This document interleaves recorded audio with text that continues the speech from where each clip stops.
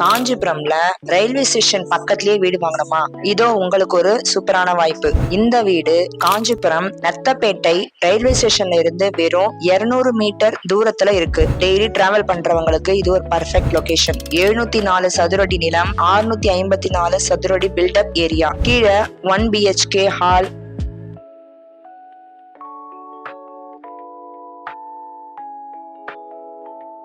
Kitchen,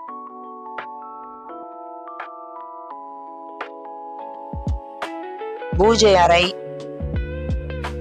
மேல ஒரு தனி பெட்ரூம் வசதி இருக்கு.